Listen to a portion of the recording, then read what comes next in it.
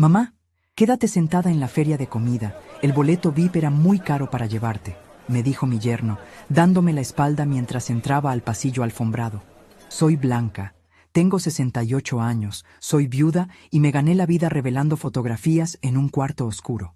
Ellos olvidaron que quien controla los negativos siempre decide qué imagen sale finalmente a la luz.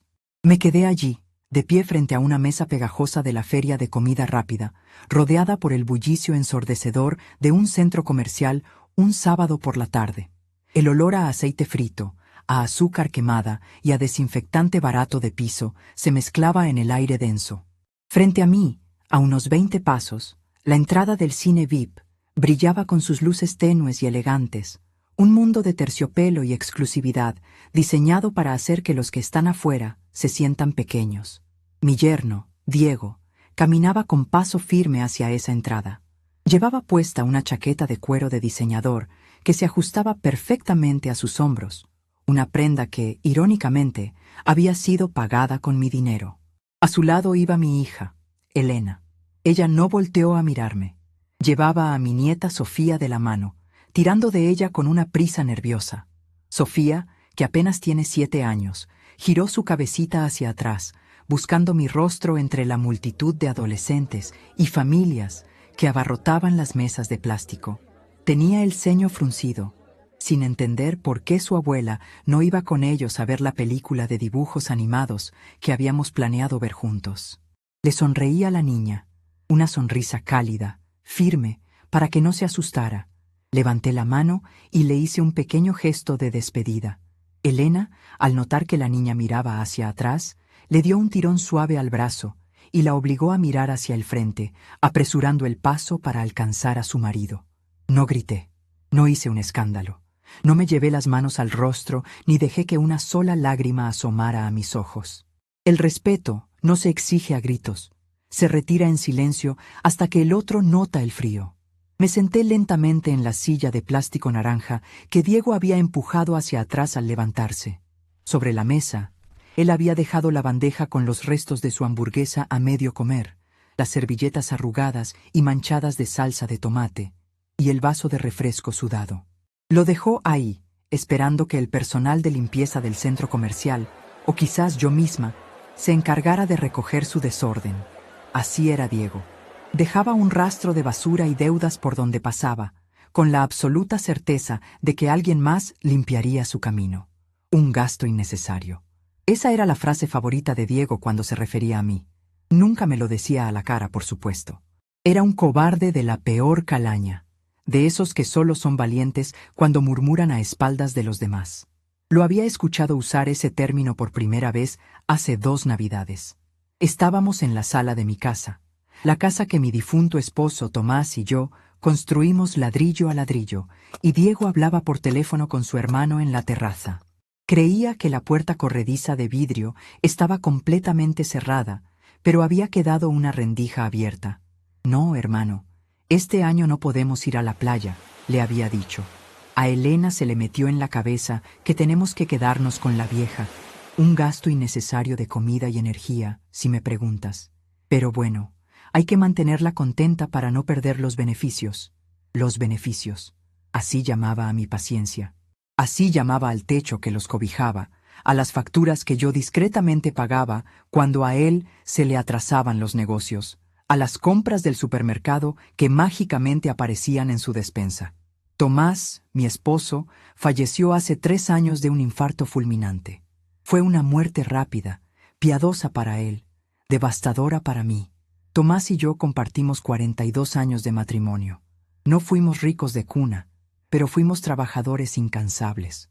Durante más de 3 décadas, fuimos dueños del único estudio fotográfico tradicional que sobrevivió en nuestra zona cuando llegó la era digital. Mientras Tomás se encargaba de la cámara, de acomodar a las familias, a las quinceañeras y a los recién casados bajo los focos calientes del estudio, mi reino era el cuarto oscuro. Pasé la mitad de mi vida rodeada del olor ácido del revelador y el fijador. Mis manos, incluso hoy, conservan manchas sutiles en las cutículas, marcas de un oficio que requería precisión, oscuridad y tiempo. En el cuarto oscuro, Aprendí que las cosas no aparecen de golpe. Se necesita paciencia. Sumerges el papel en el líquido revelador y al principio no hay nada. Es solo una hoja en blanco bajo la luz roja de seguridad. Pero si esperas, si tienes la tranquilidad suficiente para no sacar el papel antes de tiempo, los contornos oscuros empiezan a formarse. Primero las sombras, luego los grises, hasta que la imagen completa de la persona se revela tal cual es. Diego era exactamente eso para mí, una fotografía en proceso de revelado. Llevaba 3 años sumergido en el químico, mostrando poco a poco su verdadera naturaleza, y yo solo estaba observando, esperando a que la imagen fuera nítida antes de aplicar el fijador. Mi objeto más preciado, el único que conservo en mi mesa de noche, es mi viejo tanque de revelado de acero inoxidable. Está abollado en un costado y manchado de químicos que el metal absorbió con los años. Es un cilindro pesado, frío, hermético. A veces, cuando la soledad de la casa vacía me aprieta el pecho, lo tomo entre mis manos. Me recuerda que la luz destruye lo que no está listo para ser visto, y que el secreto del control está en saber mantener el proceso a oscuras hasta el momento exacto. Diego creía que yo era una anciana ingenua, una viuda que no entendía cómo funcionaba el mundo moderno. Creía que mi silencio era ignorancia. No sabía que mi silencio era cálculo. La humillación de esta tarde no había comenzado en la taquilla del cine. Había sido una obra de teatro de 3 actos, meticulosamente orquestada por él desde la mañana. Hoy era el fin de semana del cumpleaños de Sofía. Habíamos acordado que sería un día de abuela, hija y nieta. Yo había sugerido llevarla al parque de diversiones y luego a comer helado a la plaza del centro, como solíamos hacer cuando Tomás vivía. Pero Diego intervino. «Doña Blanca, los tiempos cambian», me dijo esta mañana en mi propia cocina, sirviéndose café en la taza de mi esposo. «Sofía ya está grande para esos parques sucios. Hay que enseñarle lo que es el buen nivel. Vamos a ir al centro comercial nuevo, al de la zona norte. Almorzamos en el restaurante de cortes de carne y luego la llevamos al cine VIP. Es una experiencia inmersiva». Yo sabía lo que significaba experiencia inmersiva. Significaba que yo pagaría. Acepté en silencio. Me puse mi blusa de seda azul, la que uso en ocasiones especiales. Me apliqué un poco de perfume y me senté en la parte trasera del auto. Del auto de Tomás, por cierto. Un sedán impecable que Diego había pedido prestado por unos días, hace más de 1 año, cuando su propio carro se averió, y que jamás devolvió. Durante el trayecto, el aire acondicionado estaba al máximo. Diego y Elena iban adelante, escuchando música a un volumen que me impedía participar en cualquier conversación. Sofía iba a mi lado, jugando con una muñeca, ajena a la tensión invisible que llenaba el vehículo. Llegamos al restaurante de cortes de carne. Diego pidió la mesa más grande, exigió ver la carta de vinos y ordenó un corte importado que costaba lo mismo que la compra de víveres de toda una semana. Elena pidió una ensalada tibia, siempre a dieta, siempre nerviosa, siempre mirando de reojo a su marido para asegurarse de que él estuviera cómodo. Yo pedí un pescado sencillo para mí y una pasta para la niña. Durante la comida, Diego no dejó de hablar de sus supuestas inversiones, de unos socios que estaban a punto de firmar un contrato millonario, de la necesidad de proyectar éxito para atraer éxito. Yo masticaba despacio, asintiendo cuando era necesario, sin interrumpir su monólogo. Cuando llegó la cuenta, la camarera la colocó en el centro de la mesa, dentro de una elegante carpeta de cuero negro. Diego siguió hablando de sus negocios durante 5 minutos, ignorando la carpeta. Elena se removió incómoda en su silla. Finalmente, Diego hizo una pausa, suspiró de manera exagerada y se palpó los bolsillos de la chaqueta. Luego los bolsillos del pantalón. Su rostro adoptó una expresión de sorpresa ensayada que habría ofendido a cualquier actor de teatro barato. «¡Qué barbaridad!», exclamó, riendo nerviosamente. «Elena, mi amor, creo que dejé la billetera en la otra chaqueta, la que llevé a la reunión de ayer. ¿Traes tus tarjetas?». Elena bajó la mirada, sus mejillas enrojecidas. «No, Diego.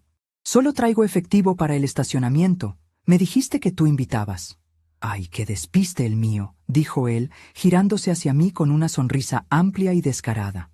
«Suegra, ¿será que usted nos hace el favor de cubrir este pequeño desliz?».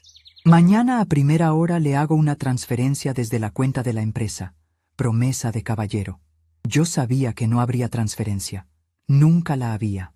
Llevaba 3 años escuchando promesas de caballero que terminaban en mi buzón de cuentas por cobrar. Pero no dije nada. Abrí mi bolso, saqué mi monedero y conté los billetes en efectivo. Pagué la cuenta completa, incluyendo una propina generosa para la camarera, que nos miraba con esa mezcla de lástima y comprensión que tienen los trabajadores que ven estas dinámicas familiares todos los días. Después del almuerzo, caminamos hacia el cine. El centro comercial estaba atestado. Yo caminaba un poco más lento debido a un dolor sordo en la rodilla derecha que me molesta cuando hay humedad.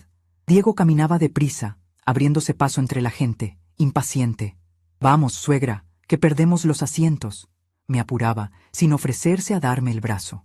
Llegamos a la zona del cine. La entrada normal estaba a la izquierda, con sus luces brillantes y olor a palomitas de maíz regulares. Pero Diego nos guió hacia la derecha, hacia el pasillo con alfombra oscura y cordones de terciopelo rojo que marcaba la entrada al cine VIP. Los boletos allí costaban casi 5 veces más que en la sala normal. Ofrecían sillones reclinables de cuero, servicio de camareros en la sala, sushi y cócteles en lugar de simples refrescos. Nos detuvimos frente a las pantallas táctiles de la taquilla automática. Diego se acercó a la máquina. Yo me quedé un par de pasos atrás, sosteniendo el bolso de Sofía. Vi cómo la mano de Diego se deslizaba hacia el bolsillo interior de su chaqueta, la misma chaqueta donde supuestamente no tenía la billetera, y sacaba una tarjeta plástica plateada, brillante. Mi tarjeta. Para entender el nivel de descaro de este hombre, hay que retroceder al momento en que Tomás murió. Cuando mi esposo falleció, me dejó una seguridad económica que habíamos construido con sudor. El seguro de vida, los ahorros del estudio fotográfico, la casa pagada. Yo nunca fui de lujos extravagantes. Mi tranquilidad era saber que, si enfermaba, no sería una carga para nadie. Un mes después del funeral, Elena vino a verme. Lloró en mi sofá. Me dijo que los ingresos de Diego eran irregulares, que a veces no tenían para comprarle la leche especial que Sofía tomaba en ese entonces. Mi corazón de madre, aún herido por la viudez, se ablandó. Fui al banco y solicité una tarjeta de crédito adicional vinculada a mi cuenta principal. Se la entregué a Elena. «Es solo para emergencias», le dije. «Para el supermercado, para medicinas de la niña. Yo pago la factura a fin de mes, pero úsenla con prudencia». Durante los primeros meses, Elena fue cuidadosa. Cargaba compras de farmacia, algo de despensa. Pero luego, la tarjeta cambió de manos. Empecé a ver cargos en restaurantes del centro financiero, facturas de tiendas de ropa de hombre, suscripciones a revistas de negocios. Diego se había adueñado del plástico. La tarjeta tenía el nombre de Elena impreso en el frente, pero el dinero, el crédito, la responsabilidad final, salía de mi cuenta bancaria, de mis ahorros, de las horas que Tomás y yo pasamos respirando químicos en el cuarto oscuro. Yo podría haberla cancelado de inmediato. Cualquier persona normal habría llamado al banco tras el primer cargo no autorizado y habría cortado el suministro. Pero yo soy una estratega silenciosa. Sabía que si le cortaba el dinero en ese momento, Diego se victimizaría. Le diría a Elena que yo era una suegra controladora, que quería arruinar su matrimonio, que no confiaba en su potencial. Elena, cegada por su dependencia emocional hacia él, se pondría de su lado y yo perdería a mi hija y a mi nieta. Así que dejé que la usara. Dejé que el límite de crédito se convirtiera en su soga.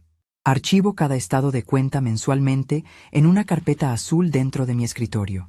Llevo un registro exacto, hasta el último centavo, de lo que Diego me ha robado disfrazándolo de estilo de vida. Estaba esperando el momento exacto en que su deuda fuera tan innegable y su descaro tan evidente que Elena no pudiera defenderlo. Hoy, frente a esa máquina del cine VIP, Diego cruzó la línea que yo estaba esperando que cruzara. Lo vi seleccionar la película. Lo vi presionar el botón de 3 boletos. 3, no 4. Vi cómo insertaba la tarjeta plateada en la ranura. La máquina procesó el pago y escupió 3 rectángulos de papel brillante. Diego los tomó. Se guardó mi tarjeta en su chaqueta y se giró hacia nosotras. Fue entonces cuando pronunció la frase: «Mamá, Quédate sentada en la feria de comida. El boleto VIP era muy caro para llevarte. Lo dijo con una soltura escalofriante. Usó mi dinero para comprar lujo para él y en el mismo aliento me excluyó del evento familiar argumentando que yo era una carga financiera demasiado pesada. El descaro no era solo un rasgo de su personalidad, era su forma de respirar. Miré a Elena. Esperaba, en el fondo de mi corazón de madre, que ella interviniera. Que dijera: Diego, no puedes hacerle esto a mi madre. Vamos todos al cine normal, o ella entra con nosotros. Pero Elena solo bajó la mirada. Acomodó la correa de su bolso. Eligió la comodidad de evitar una pelea con su marido por encima de la dignidad de la mujer que le dio la vida. Ese fue el dolor real. Diego era un parásito, pero Elena era la anfitriona voluntaria. Al bajar la mirada, ella me demostró que el revelado había terminado. La imagen ya estaba clara. No había más excusas que buscar. Vayan, les dije con voz suave, esbozando esa sonrisa que lo desconcertó por un segundo. Disfruten la película inmersiva. Y así fue como me dejaron en la feria de comida, sentada frente a una bandeja con sobras, mientras ellos desaparecían tras los cordones de terciopelo. El teléfono en mi bolso vibró. Lo saqué con calma. Era un mensaje de texto de las alertas automáticas del banco. La pantalla iluminada mostraba las letras nítidas. Cargo aprobado.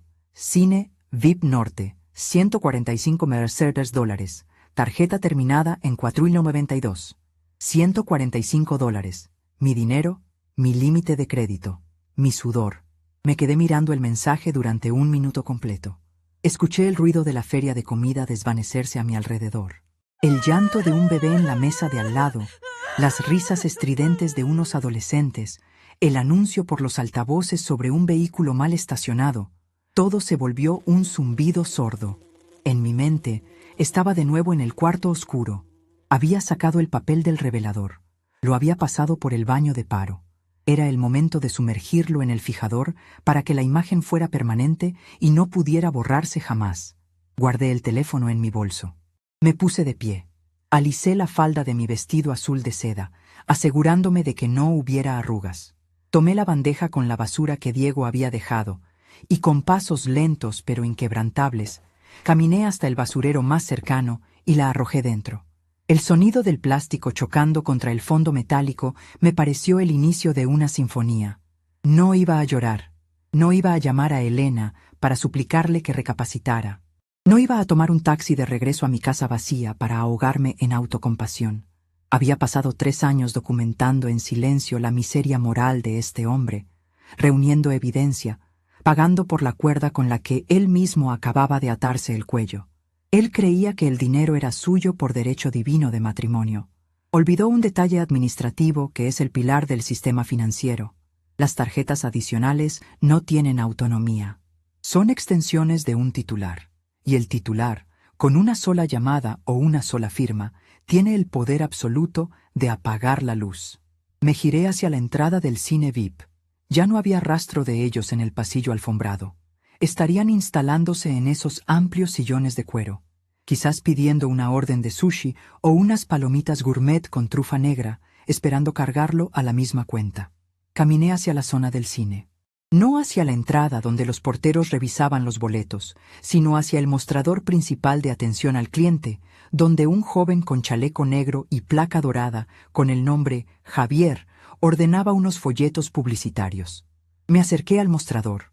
El joven levantó la vista, esbozando la sonrisa ensayada de servicio al cliente. «Buenas tardes, señora. ¿En qué le puedo ayudar? ¿Desea adquirir boletos para la siguiente función?» Puse mi bolso sobre el mostrador. Abrí el broche metálico y saqué mi identificación oficial y mi tarjeta de crédito principal. Las coloqué sobre el vidrio, frente a él. «Buenas tardes», respondí, con una voz tan serena y fría que el joven parpadeó, perdiendo un poco su sonrisa automática. Acaban de realizar una compra de 3 boletos VIP en sus máquinas de autoservicio con una tarjeta adicional vinculada a mi cuenta. Soy la titular principal. Y necesito exigir el reembolso inmediato y la anulación de esos boletos, por uso no autorizado. El joven miró mi identificación, luego mi tarjeta, y finalmente mis ojos. El proceso de revelado había terminado. Era hora de encender las luces. y Diego estaba a punto de descubrir lo caro que le iba a salir dejarme sentada en la feria de comida. El joven del chaleco negro, que llevaba la placa con el nombre de Javier grabada en letras doradas, se quedó inmóvil por un par de segundos. Sus manos, que hasta ese momento habían estado acomodando folletos con la agilidad mecánica de quien hace el mismo trabajo todos los días, se detuvieron en el aire. Parpadeó, procesando mis palabras, y luego bajó la mirada hacia el mostrador de cristal donde descansaban mi identificación oficial y mi tarjeta de crédito principal. «Señora», empezó a decir Javier, titubeando, con la voz un poco más aguda de lo normal. Los boletos para la sala VIP ya fueron emitidos por el sistema de autoservicio. Una vez que la máquina imprime el papel, nosotros no solemos hacer cancelaciones por cambio de opinión. Lo miré a los ojos con la misma paciencia con la que solía mirar a los clientes en el estudio fotográfico de Tomás cuando no sabían cómo posar frente a la cámara. «No es un cambio de opinión, Javier», le respondí, manteniendo un tono de voz bajo, uniforme y completamente desprovisto de histeria. «Es un cargo no autorizado. El plástico que acaban de introducir en su máquina lleva el nombre de mi hija, Elena, pero está vinculado directamente a mi cuenta bancaria. Yo soy la titular principal. El dinero que su cine acaba de cobrar es mío. Yo no autoricé esta compra, no voy a entrar a la función y estoy ejerciendo mi derecho como dueña de los fondos para detener la transacción antes de que el servicio sea consumido». Javier tragó saliva.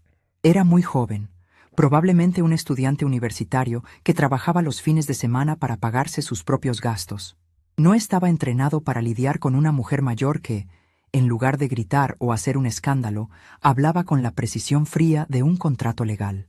«Permítame un momento, señora Blanca. Voy a llamar a la gerente de turno. Yo no tengo autorización en el sistema para revertir un cargo de la zona VIP». Asentí con un leve movimiento de cabeza. Me quedé de pie frente a la taquilla, con la espalda recta, sosteniendo mi bolso con ambas manos. A mi alrededor, el ruido del centro comercial seguía su curso. Parejas jóvenes comprando palomitas, niños corriendo con globos metálicos, el olor penetrante a mantequilla derretida y caramelo que lo impregnaba todo. Era un ambiente diseñado para el ocio, para la distracción, pero en mi mente yo estaba de vuelta en el cuarto oscuro. Estaba midiendo los químicos, estaba ajustando el temporizador. Un par de minutos después, Javier regresó acompañado de una mujer que aparentaba unos 40 años. Llevaba un traje sastre oscuro, el cabello recogido en un moño impecable y una expresión de fatiga crónica que el maquillaje no lograba ocultar. En su solapa, otra placa dorada la identificaba como Silvia, gerente de operaciones. «Buenas tardes, señora Blanca», dijo Silvia, acercándose al mostrador y tomando mi identificación y mi tarjeta para revisarlas. «Javier me explica que desea anular una compra realizada hace unos minutos en nuestras máquinas de autoservicio». «Así es, Silvia. Buenas tardes», contesté, apoyando ligeramente las manos sobre el cristal frío. «Mi yerno acaba de usar una tarjeta adicional vinculada a mi cuenta para comprar 3 boletos VIP. Como titular principal, solicito el reembolso inmediato». Silvia me miró con una mezcla de curiosidad y cautela profesional. Revisó los números de mi tarjeta principal y luego tecleó algo en la computadora que tenía frente a ella. La pantalla iluminó su rostro con un resplandor azulado. «Veo la transacción en el sistema, señora Blanca», confirmó Silvia, sin apartar la vista del monitor. «Fueron $145. El pago fue aprobado. Sin embargo, debo informarle de cómo funciona nuestro procedimiento. Si yo aplico el reembolso en este momento, el dinero tardará entre 3 y 5 días hábiles en reflejarse nuevamente en su estado de cuenta, dependiendo de las políticas de su banco. El tiempo de espera no me preocupa», le aseguré. «Lo que necesito saber es qué efecto práctico tiene esa cancelación sobre los boletos físicos que mi yerno ya tiene en el bolsillo». Silvia levantó la vista de la pantalla y me miró directamente. Había algo en sus ojos, un destello de comprensión silenciosa. Ella era una mujer trabajadora. Probablemente sabía lo que costaba ganarse $145. Probablemente había visto antes a familias como la mía, donde el esfuerzo de uno financiaba la vanidad de otros.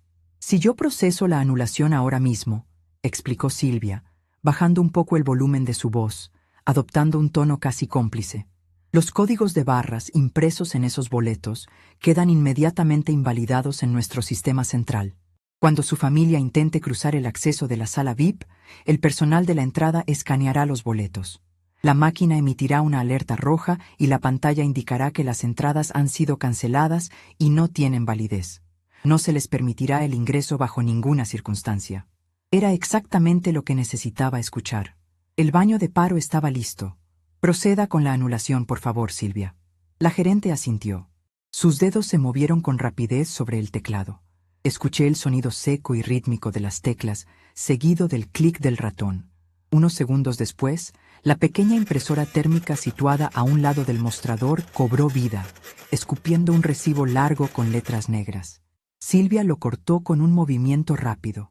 Lo selló con un tampón de tinta roja que decía «cancelado» y me lo entregó junto con mi identificación y mi tarjeta.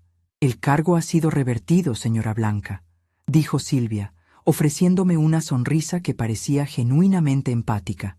Los boletos físicos que ellos llevan ya no son más que pedazos de papel sin valor. Se lo agradezco mucho, Silvia. Que tenga un buen turno. Guardé mis documentos y el recibo en mi bolso. Cerré el broche metálico con un chasquido firme y me di la vuelta. No salí del cine de inmediato. La estrategia requiere observación. Necesitaba comprobar que el proceso se completara, que la luz golpeara el papel fotográfico y la imagen de Diego se revelara en toda su crudeza. Caminé con pasos lentos, disimulando mi presencia, detrás de un enorme cartel de cartón promocional de una película de superhéroes, situado a unos 10 metros de la entrada VIP. Desde allí, tenía una vista perfecta del pasillo alfombrado y del cordón de terciopelo rojo. El acceso VIP estaba custodiado por un muchacho joven, vestido con un chaleco idéntico al de Javier, que sostenía un escáner láser en la mano. Había una pequeña fila de unas 4 personas esperando para entrar, y allí estaban ellos.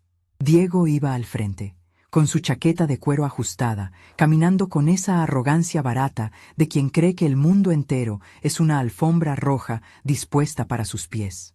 Detrás de él caminaba Elena, sosteniendo a mi nieta Sofía de la mano. Sofía se veía triste, todavía mirando a su alrededor, probablemente buscándome entre la multitud. Diego llegó al frente de la fila.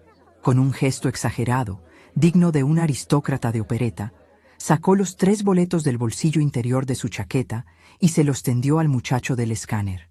El muchacho tomó el primer boleto y apuntó el láser hacia el código de barras. ¡Pip! Señor, lo siento, pero el sistema me indica que este boleto ha sido cancelado, dijo el empleado con voz clara, lo suficientemente alta para que las personas que esperaban detrás en la fila lo escucharan. Diego soltó una risa corta, una risa nasal y despectiva. «Debe haber un error en tu maquinita, muchacho», respondió Diego, alzando la voz, adoptando de inmediato una postura defensiva e intimidatoria. «Acabo de comprarlos en la máquina de autoservicio hace 5 minutos. Pagué $145 con una tarjeta de crédito Platinum.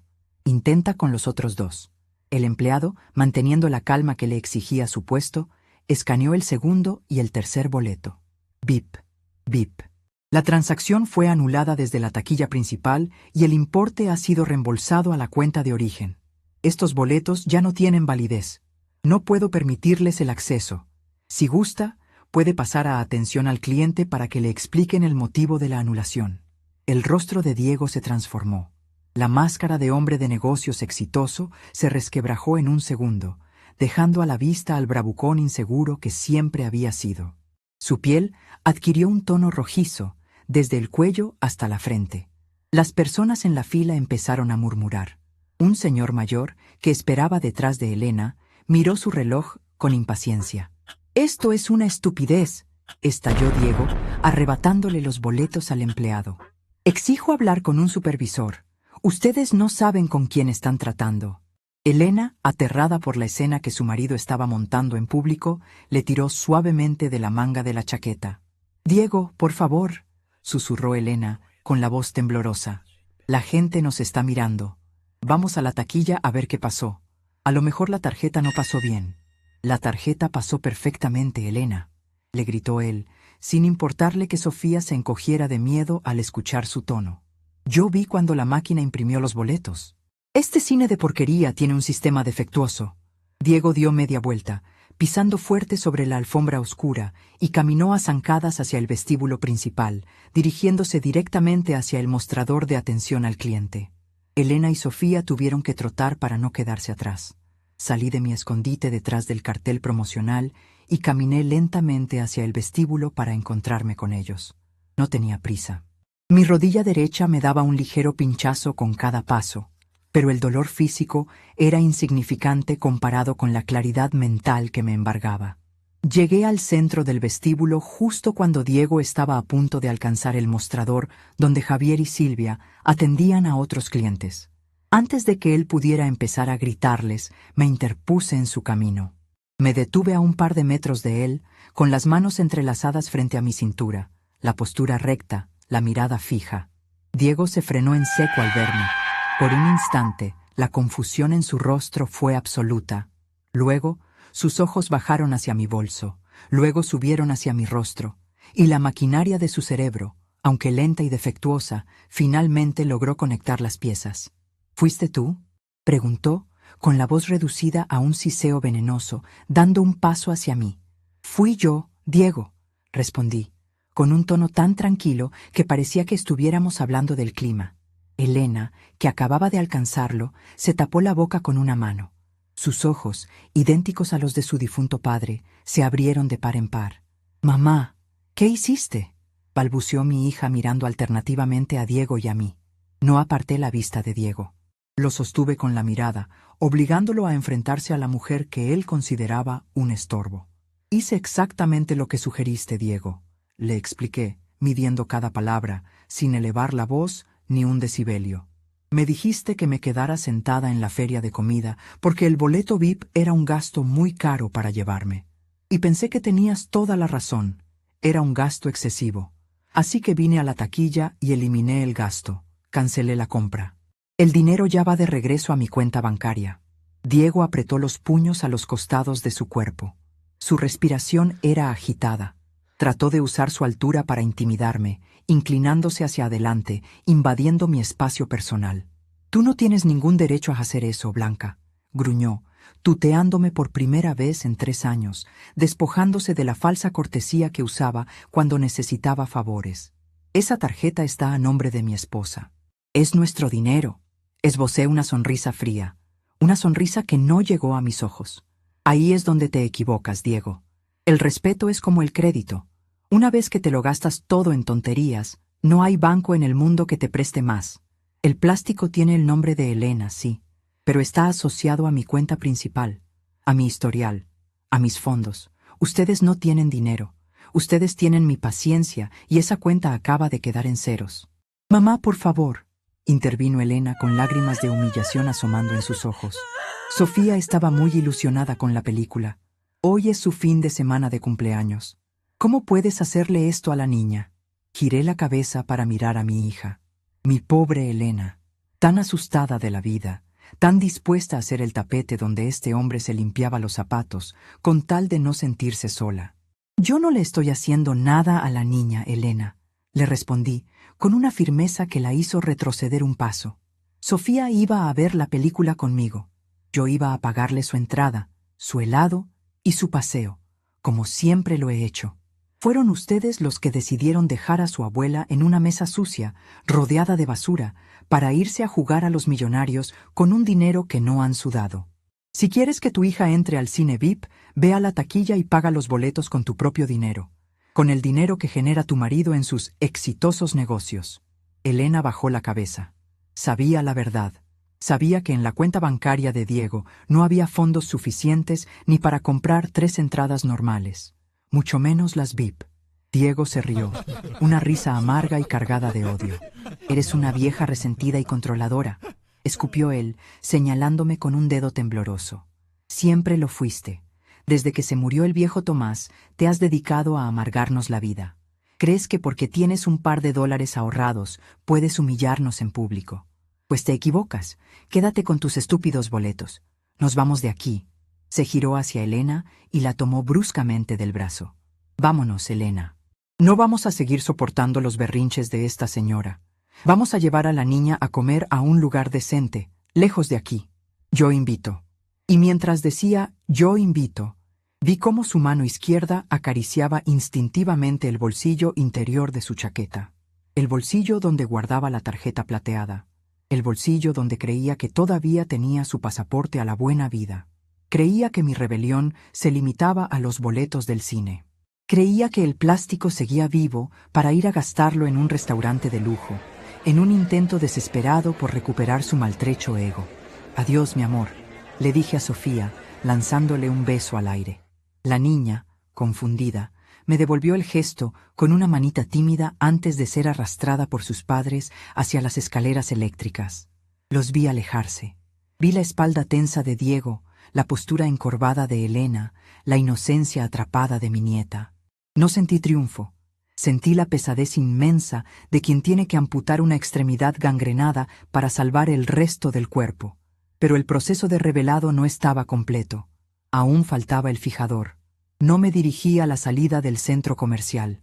En su lugar, caminé hacia el extremo opuesto del pasillo, hacia una zona menos transitada, cerca de los baños, donde el ruido de la feria de comida y las máquinas de videojuegos llegaba solo como un eco distante. Había una banca de madera empotrada en la pared, justo debajo de un ventanal que dejaba entrar la luz amarillenta de la tarde. Me senté allí, con movimientos medidos, cuidando mi rodilla. Abrí mi bolso. Saqué mis gafas de lectura, esas de armazón de Carrey que Tomás me regaló en nuestro último aniversario, y me las coloqué con cuidado. Luego, saqué mi teléfono celular y mi tarjeta de crédito principal. Le di la vuelta al plástico. En la parte posterior, impreso en letras minúsculas, estaba el número de atención a clientes del banco. Marqué los números en la pantalla de mi teléfono y me llevé el aparato a la oreja. Escuché el tono de llamada. 1, 2, 3 veces. Luego, la voz metálica y pregrabada del sistema automatizado. Gracias por comunicarse a Banco del Sur. Para reportar robo o extravío, presione 1. Para consultas de saldo y atención a clientes, presione 2. Comenzó a sonar una música clásica, suave y monótona, interrumpida cada 30 segundos por una voz que me aseguraba que mi llamada era muy importante para ellos. Cerré los ojos. Apoyé la cabeza contra la pared fría del centro comercial. Respiré hondo. En la oscuridad, detrás de mis párpados, vi de nuevo mi cuarto oscuro. Vi las cubetas alineadas sobre la mesa de trabajo. El olor a ácido acético del baño de paro me invadió la memoria. Durante 3 años, había dejado que Diego flotara en el líquido revelador. Había observado cómo sus contornos se volvían oscuros, cómo su egoísmo se perfilaba en los bordes, cómo su desprecio hacia mí y hacia el esfuerzo ajeno tomaba forma y textura. Hoy, en la feria de comida, lo había pasado por el baño de paro. Había detenido su avance, pero detener no es suficiente. Si dejas una fotografía solo con el baño de paro y la expones a la luz del día, con el tiempo se oscurecerá por completo, se arruinará, la imagen desaparecerá. Para que la verdad quede plasmada para siempre, necesitas sumergirla en el fijador. El fijador vuelve insensible el papel a la luz. Hace que lo que se reveló sea permanente, inalterable. La música se detuvo de golpe. Se escuchó un chasquido en la línea, y de inmediato, la voz de un hombre joven y amable llenó mi oído. «Buenas tardes. Se ha comunicado a Banco del Sur», le atiende Martín. «¿Con quién tengo el gusto de hablar?» Abrí los ojos. Miré la luz de la tarde que entraba por el ventanal, delineando las sombras de la gente que caminaba sin prisa por el pasillo. «Buenas tardes, Martín», dije, con la voz serena y firme. «Habla Blanca Estela Navarro, titular de la cuenta terminada en 87834. Un placer saludarla, señora Blanca. ¿En qué le puedo ayudar el día de hoy? Llamo para realizar la cancelación definitiva de una tarjeta de crédito adicional que está vinculada a mi cuenta principal. El plástico termina en los dígitos 4192 y está a nombre de Elena Navarro».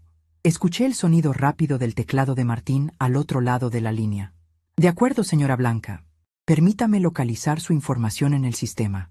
Para proceder con su solicitud, necesito hacerle unas preguntas de seguridad para verificar su identidad. ¿Me podría confirmar su fecha de nacimiento completa y el apellido de soltera de su madre?» Respondí a cada pregunta con precisión mecánica. mi fecha de nacimiento, el apellido de mi madre. La dirección exacta de la casa que Tomás y yo construimos, esa casa que Diego consideraba su hotel personal gratuito. Perfecto, señora Blanca. Sus datos son correctos, confirmó Martín, adoptando un tono un poco más formal. Tengo en pantalla la tarjeta adicional terminada en 492. Veo que acaba de registrarse un reembolso por una compra en un cine hace unos minutos. Así es. Muy bien. Le informo que podemos realizar un bloqueo temporal si usted cree que el plástico fue extraviado, lo cual le permitiría reactivarlo más adelante, o podemos proceder con la cancelación definitiva. Si elegimos la cancelación definitiva, el plástico actual quedará completamente inutilizable. Cualquier intento de compra, ya sea en un establecimiento físico o por Internet, será rechazado automáticamente por el sistema con el mensaje de tarjeta inválida. No se podrá volver a usar bajo ninguna circunstancia y si desea otorgar una nueva adicional en el futuro, tendrá que solicitar un plástico nuevo. ¿Cuál de las dos opciones prefiere? Las palabras de Martín resonaron en mi cabeza con la claridad de una campana. Cualquier intento de compra será rechazado automáticamente. Visualicé a Diego en ese momento. Seguramente ya estaban sentados en algún restaurante de la zona sur del centro comercial. Seguramente él ya había pedido el menú, había fanfarroneado frente al mesero, había prometido a su hija y a su esposa que el disgusto del cine quedaría olvidado con una buena comida. Seguramente, en unos 40 minutos, pediría la cuenta y con la misma arrogancia con la que me dejó tirada en la feria de comida, sacaría mi tarjeta plateada para pagar. Cancelación definitiva, Martín, dije, pronunciando cada sílaba con absoluta claridad. No quiero bloqueos temporales, quiero que ese plástico muera en este mismo instante.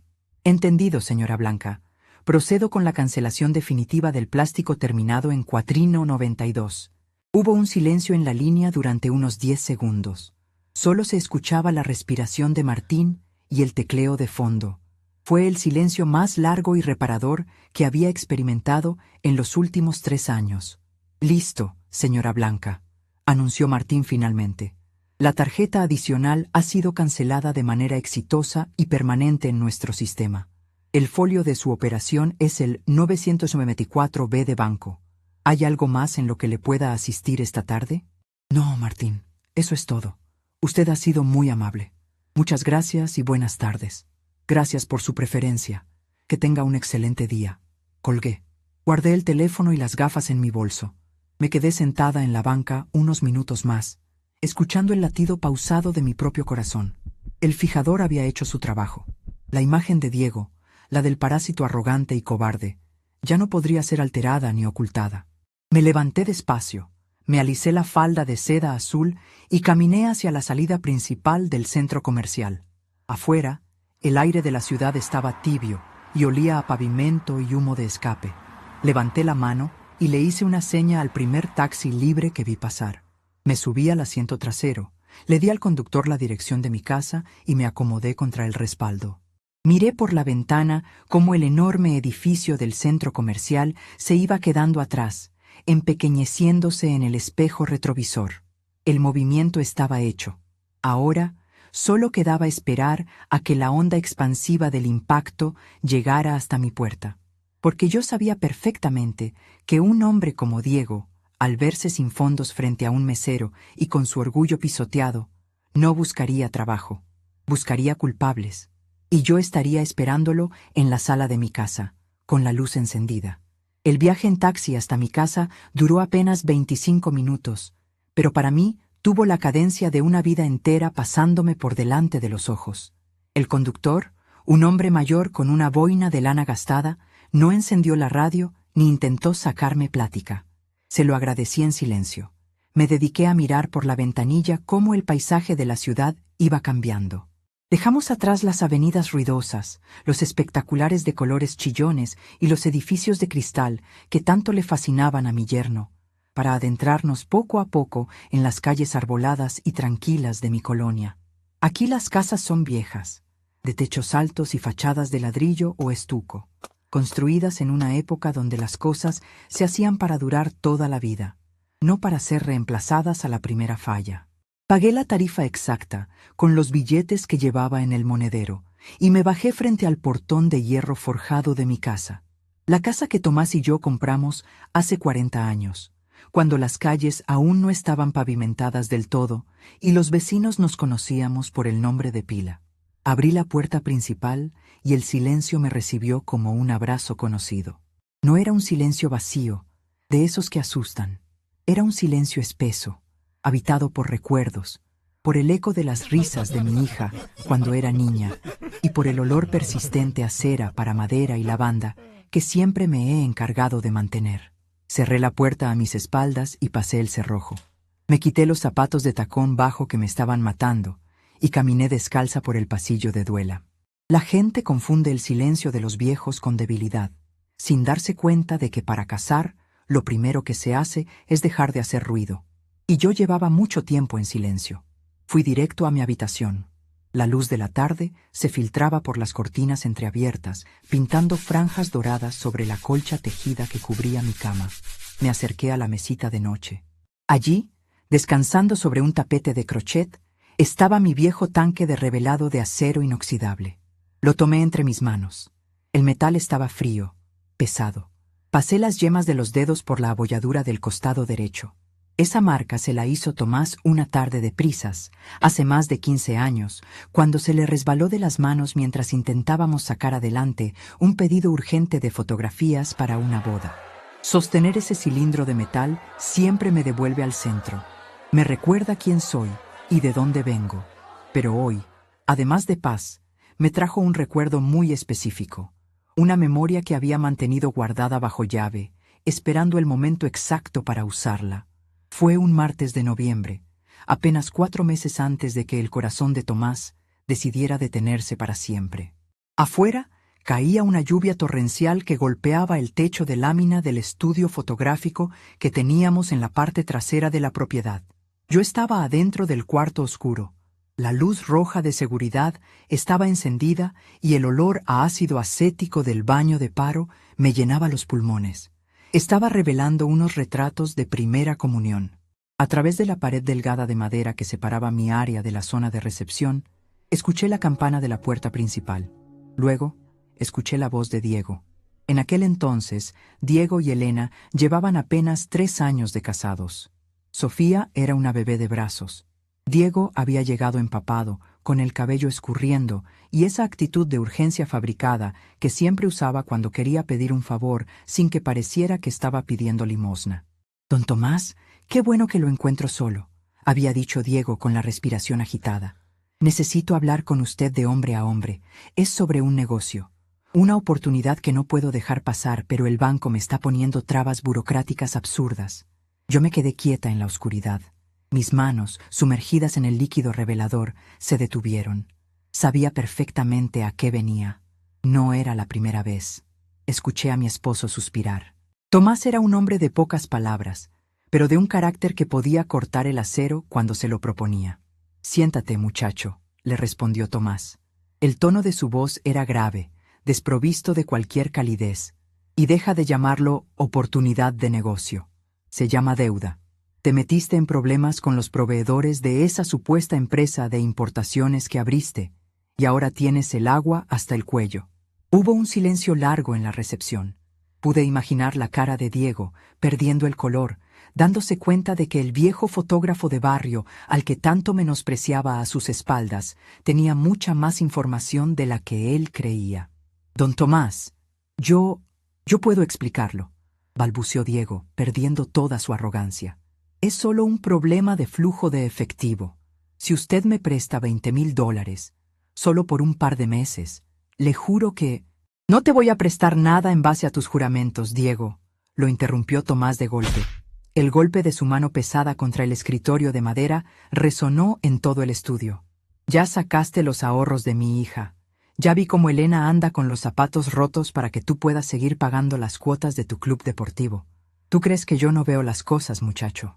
¿Crees que porque me la paso acomodando luces y fondos de tela soy un viejo ignorante? Yo amo a Elena, señor. Todo lo que hago es para darle un mejor futuro a ella y a la niña. No uses a mi hija y a mi nieta como escudo para tapar tu incompetencia». La voz de Tomás era un trueno contenido. Te voy a sacar de este hoyo, Diego, pero no lo voy a hacer por ti. Lo voy a hacer porque si esos cobradores empiezan a acosar a mi hija en su propia casa, el problema va a ser otro. Voy a liquidar esa deuda. Pero a cambio, tú me vas a firmar un documento. Escuché el sonido de un cajón abriéndose, el roce de unos papeles. Un pagaré, continuó Tomás. Por los $20,000 de hoy, más los 15,000 que ya le vaciaste a la cuenta de Elena desde que se casaron, más el valor del automóvil que supuestamente me ibas a pagar a plazos y del que no he visto un solo centavo. $45,000 en total. Vas a firmar este reconocimiento de deuda, de tu puño y letra. Y te advierto una cosa, Diego. Mírame a los ojos. El silencio en el estudio fue sepulcral. Si alguna vez le faltas el respeto a mi mujer o a mi hija, sentenció Tomás con una frialdad que me puso la piel de gallina incluso a mí. Si alguna vez las dejas en la calle o intentas pasarte de listo cuando yo ya no esté, Blanca tendrá este papel. Y te juro por la memoria de mis padres que ella te quitará hasta la camisa que traes puesta. Fírmalo. Ahora. Escuché el rasgueo de la pluma sobre el papel. Diego no dijo una sola palabra. Firmó como el cobarde que era cuando lo acorralaban sin público al que impresionar. Poco después, la campana de la puerta volvió a sonar, indicando que se había marchado bajo la lluvia. Unos minutos más tarde, la puerta del cuarto oscuro se abrió. La luz roja iluminó el rostro cansado de mi esposo. Tomás se acercó a mí, me dio un beso en la frente que olía a tabaco y café y me entregó un sobre manila grueso. «Guárdalo, Blanquita», me dijo en un susurro ronco, apretando mi mano. «Este muchacho es un barril sin fondo. No tiene remedio. Algún día vas a necesitar cerrarle la llave por completo. Cuando llegue ese día, no tengas piedad». Regresé al presente. Solté el tanque de revelado sobre la mesita de noche, sintiendo cómo el corazón me latía con una fuerza renovada. Tomás nunca fue un ingenuo. Nosotros éramos un equipo. Él había dejado la trampa armada, y yo simplemente había esperado pacientemente a que el animal pusiera la pata en el cepo. Salí de mi habitación y caminé por el pasillo hasta la puerta trasera que daba al patio. El sol empezaba a bajar, tiñendo el cielo de tonos anaranjados y morados. Al fondo del terreno se alzaba la estructura independiente del viejo estudio fotográfico. Desde que Tomás murió, rara vez entraba allí. Elena me había insistido varias veces en que vaciara el lugar, en que vendiera los equipos viejos y usara el espacio para hacer un departamento de invitados. «Diego dice que podríamos rentarlo y sacar un buen dinero», me dijo una vez. Por supuesto que Diego quería eso. Quería meter a un inquilino en mi patio para cobrar él la renta. Me negué rotundamente. Saqué la llave de mi delantal y abrí el candado pesado de la puerta. Al entrar, el olor a polvo y a químicos añejos me golpeó el rostro. Todo estaba exactamente como Tomás lo había dejado. Los fondos de lona enrollados, los paraguas reflectores cubiertos con sábanas blancas, la vieja cámara de fuelle en su trípode de madera. Caminé entre los equipos hasta llegar a la puerta del cuarto oscuro. Entré y encendí la pequeña bombilla roja. La luz bañó las paredes forradas de corcho y la mesa de trabajo donde aún estaban las 3 cubetas de plástico que usábamos para los líquidos. Me acerqué a la ampliadora, una máquina alemana pesada y robusta que nos había costado los ahorros de 2 años. Con un esfuerzo que me hizo rechinar los dientes por el dolor en la rodilla, empujé la base de madera maciza de la ampliadora hacia la izquierda. Debajo, oculto en la propia mesa de trabajo, había un panel falso que Tomás había construido. Metí las uñas en la ranura, hice palanca y levanté la tapa de madera. Allí estaba, el sobre manila. Había acumulado un poco de polvo en los bordes, pero el papel estaba intacto. Lo saqué, lo abrí y extraje los documentos bajo la luz roja. El reconocimiento de deuda, firmado con tinta azul, con la letra apretada y nerviosa de Diego. $45,000. Una cifra que, para un hombre que vivía de las apariencias y las tarjetas prestadas, era una condena de muerte financiera. Pero eso no era todo. Junto al pagaré estaba el título original de propiedad del automóvil sedán, el coche que Diego manejaba todos los días, el que presumía con sus supuestos socios, el que usó para llevarnos al centro comercial hoy. Diego nunca tuvo el dinero para hacer el cambio de propietario. El documento seguía a nombre de Tomás Navarro, y por sucesión testamentaria, ese automóvil era ahora legalmente mío. El dinero ajeno es un colchón muy suave, pero siempre tiene espinas escondidas para el que no lo sudó. Diego se había acostado en ese colchón durante años, ignorando las espinas. Hoy se iba a levantar sangrando. Guardé los documentos en el sobre y salí del estudio, cerrando con doble llave. Crucé el patio de regreso a la casa. El dolor en mi rodilla había desaparecido por completo, reemplazado por una energía eléctrica que me recorría la columna vertebral. Fui a la cocina. No busqué mi teléfono celular. En su lugar, descolgué el auricular del viejo teléfono de pared color crema que teníamos junto a la alacena. Un aparato de botones grandes que nunca fallaba. Marqué de memoria un número local de 7 dígitos. Sonó 3 veces antes de que una voz ronca, carrasposa y profunda contestara. Bueno, Arturo, soy Blanca. Hubo una pausa al otro lado de la línea, seguida de una exhalación que sonó a alivio. Arturo era el mejor amigo de Tomás desde la juventud. Un abogado de la vieja guardia, de esos que no necesitan trajes caros ni oficinas de cristal para que los jueces los respeten. Arturo conocía la ley de la misma forma que un mecánico conoce un motor. Sabía exactamente qué tuerca apretar para que la máquina entera se detuviera. «Blanquita de mi corazón», dijo Arturo, y pude escuchar la sonrisa en su voz. «Qué milagro que llamas a este viejo cascarrabias. ¿Cómo estás? ¿Cómo va esa rodilla?» «La rodilla está perfecta hoy, Arturo. Te llamo porque necesito pedirte un favor. Uno de los grandes». El tono de Arturo cambió al instante. La cordialidad dio paso a la atención profesional, afilada y directa. «Tú dirás, para ti y para la memoria de mi compadre, lo que sea». «El muchacho cruzó la línea hoy, Arturo», le dije, apoyando la frente contra los azulejos fríos de la pared de la cocina. Me dejó tirada en una feria de comida para irse a un cine de lujo usando mi tarjeta de crédito. Usando el dinero que Tomás y yo guardamos para mi vejez, mientras me decía en la cara que yo era un gasto innecesario. Escuché a Arturo soltar una maldición en voz baja, una palabra áspera dirigida a Diego. Arturo nunca soportó a mi yerno. Siempre decía que Diego tenía ojos de rata y manos de seda, un ladrón de cuello blanco que ni siquiera tenía el valor de robar de frente. Ese mequetrefe siempre creyó que Tomás se chupaba el dedo, gruñó Arturo. Y se confió porque te vio callada estos 3 años. ¿Tienes los papeles que te dejó mi compadre? Los tengo en la mano, Arturo. El reconocimiento de deuda firmado por él. $45,000. Y el título del coche. Sigue a nombre de Tomás. Perfecto, dijo Arturo, y pude escuchar el sonido de una silla reclinándose. Escúchame bien, Blanca. Ese papel que tienes es oro molido. No necesitamos ir a tribunales a pelear años. Ese documento es ejecutivo. Significa que la deuda es exigible de inmediato. ¿Y sobre el coche?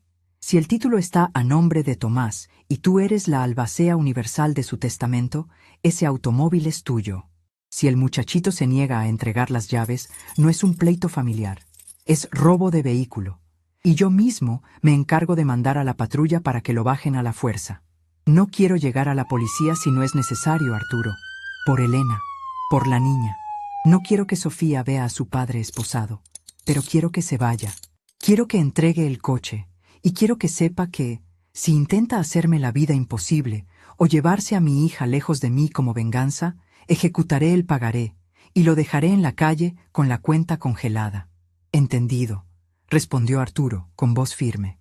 Esa es la correa que le vamos a poner en el cuello. Yo me encargo del aspecto formal.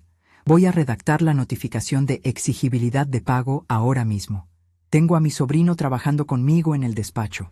Él tiene licencia de notificador.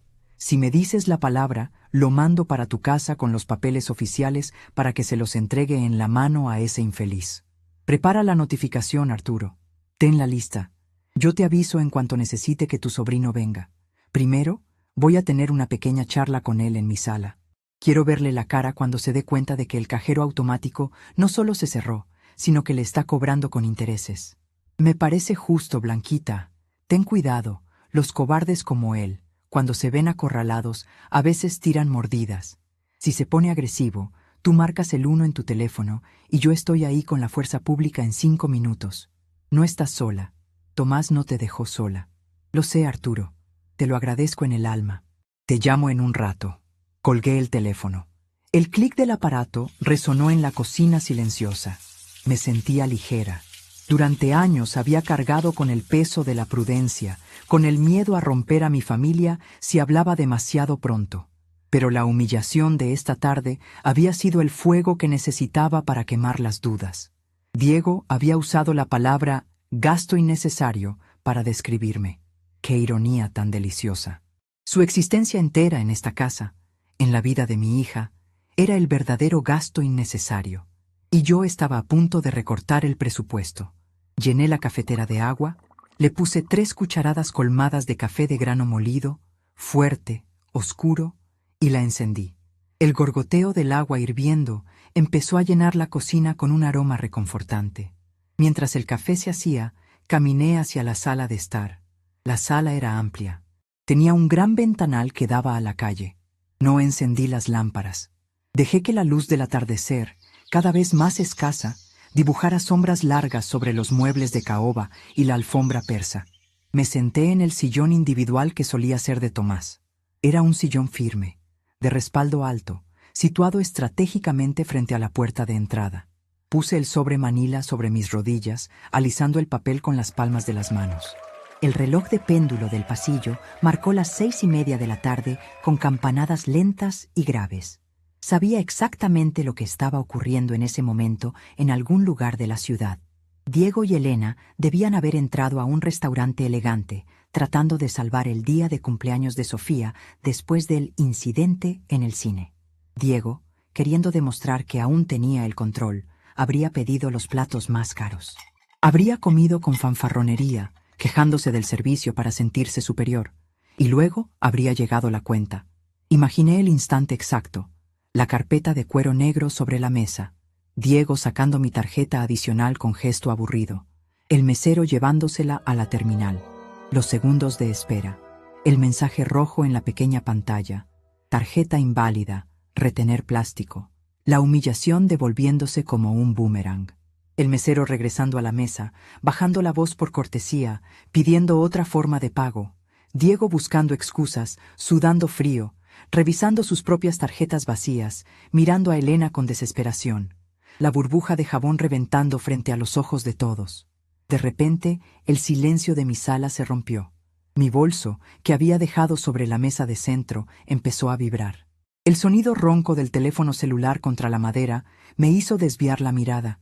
Me incliné despacio, abrí el bolso y saqué el aparato. La pantalla brillaba en la penumbra. Era una llamada entrante. El nombre en la pantalla decía, Elena, hija.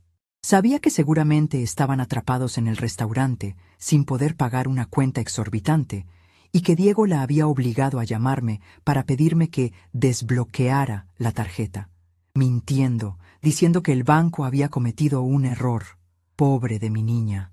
Me dolía el alma tener que ignorarla, pero la cirugía duele antes de curar. Si le contestaba y la salvaba ahora, el tumor seguiría creciendo. Tenía que dejar que tocaran fondo. La pantalla se apagó. 10 segundos después volvió a encenderse. Esta vez no era una llamada, era un mensaje de texto. Mamá, por favor contesta. Estamos en el restaurante de la Plaza Sur. La tarjeta no pasa, dice el mesero que está cancelada. Diego dice que seguro es un bloqueo por seguridad. ¿Puedes llamar al banco? No nos dejan irnos. Diego ni siquiera tenía la hombría de escribirme él mismo o de llamarme para dar la cara. Estaba usando a mi hija para pedir auxilio. Apagué la pantalla del teléfono y lo dejé boca abajo sobre la mesa. No iba a responder. No iba a llamar al banco. El restaurante tendría que resolverlo con ellos. Tal vez los harían firmar un pagaré. Tal vez Elena tendría que dejar su reloj o su anillo de bodas en garantía. No me importaba. Era el precio de la entrada al mundo real, un mundo del que yo los había protegido durante demasiado tiempo. Me levanté, fui a la cocina, me serví una taza de café negro y volví a mi sillón en la oscuridad. El tiempo pasó despacio. El sol desapareció por completo, dejando la sala sumida en las sombras de la noche incipiente. Afuera, Los faroles de la calle se encendieron, proyectando una luz amarillenta a través del ventanal. Bebí el café a sorbos pequeños, saboreando lo amargo. Mis manos, que horas antes habían temblado ligeramente de indignación en el centro comercial, ahora estaban firmes como rocas. El sobre Manila seguía sobre mi regazo. El peso del papel era el ancla que me mantenía firme en medio de la tormenta que estaba a punto de desatarse. Poco antes de las 8 de la noche, el sonido de un motor irrumpió en el silencio de la calle. No era un motor cualquiera. Era el ronroneo inconfundible del sedán de Tomás. Escuché el rechinar de los neumáticos contra el pavimento cuando el auto frenó bruscamente frente a mi casa. Las luces de los faros delanteros barrieron la fachada, iluminando por un segundo el ventanal de la sala y cegándome momentáneamente. Luego, el motor se apagó de golpe. Escuché el sonido seco de la puerta del conductor al abrirse y cerrarse con violencia. Pasos rápidos, pesados y furiosos resonaron en la acera, acercándose a la reja de entrada. No había risas, no había conversaciones casuales, solo la urgencia desesperada de un hombre que acaba de descubrir que el piso sobre el que caminaba no era suyo y que se lo acaban de quitar de debajo de los pies. Me acomodé en el sillón. Dejé la taza de café vacía sobre la mesa. Acaricié el sobre Manila una última vez. El timbre de la puerta principal sonó, largo, agudo e insistente. La imagen estaba fijada. Ya no había marcha atrás. Era hora de encender las luces de la sala y mostrarles lo que verdaderamente se había revelado en la oscuridad. El timbre de la puerta principal chillaba con una estridencia desesperada, como si el dedo que lo presionaba estuviera tratando de perforar el plástico. 1, 2, 3 veces largas y continuas, sin pausas para respirar. Era el sonido del pánico disfrazado de furia. Me quedé sentada en mi sillón de caoba durante unos segundos más, dejando que el eco del timbre rebotara contra las paredes de la sala oscura. No tenía prisa. Las prisas son para los que están huyendo, y yo estaba exactamente donde debía estar, en el centro de mi propia casa, esperando. Me levanté despacio, alisando por inercia las arrugas invisibles de mi falda de seda azul. Dejé el sobre Manila sobre la mesa de centro, justo al lado de la taza de café vacía, asegurándome de que quedara perfectamente alineado con el borde del cristal. Caminé hacia el pasillo. Con cada paso que daba sobre la duela de madera, el golpeteo en la puerta se volvía más violento. Ahora no solo era el timbre. Diego había empezado a golpear la madera maciza con el puño cerrado o con la palma abierta, haciendo temblar los cristales esmerilados de los costados. «Blanca, abre la puerta, abre la maldita puerta de una vez», bramaba su voz desde el otro lado, ahogada y distorsionada por el grosor de la entrada. Encendí la luz del pórtico con un movimiento tranquilo. Me acerqué a la puerta, tomé aire y giré el cerrojo de bronce. Luego, quité la cadena de seguridad y tiré de la manija hacia adentro. La puerta se abrió de golpe, empujada por el peso de Diego, que estuvo a punto de tropezar y caer de bruces sobre el tapete de bienvenida. Logró recuperar el equilibrio dando un paso torpe hacia adelante, invadiendo mi pasillo como un animal acorralado. Su aspecto era un poema a la derrota. La chaqueta de cuero de diseñador, que horas antes lucía impecable sobre sus hombros, ahora estaba arrugada y desabrochada. Tenía la corbata aflojada, el cabello revuelto y el rostro bañado en una capa de sudor frío que hacía brillar su piel bajo la luz de la lámpara. Pero lo que más delataba su estado eran sus ojos. Estaban desorbitados, inyectados en sangre, moviéndose de un lado a otro buscando algo a lo que aferrarse. El olor a loción cara que siempre lo envolvía había sido reemplazado por el tufo agrio de la adrenalina y el miedo. Detrás de él, recortada contra la oscuridad de la calle, estaba Elena. Mi hija cargaba a Sofía en brazos, a pesar de que la niña ya estaba grande para eso. Sofía tenía el rostro escondido en el cuello de su madre, aferrándose a su blusa con ambas manitas. Elena estaba pálida, con los ojos hinchados y el maquillaje corrido surcándole las mejillas. Temblaba.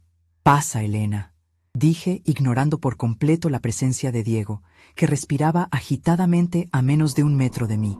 Mi hija entró arrastrando los pies, sin atreverse a mirarme a los ojos. Cerré la puerta a sus espaldas con un empujón suave y pasé el cerrojo nuevamente.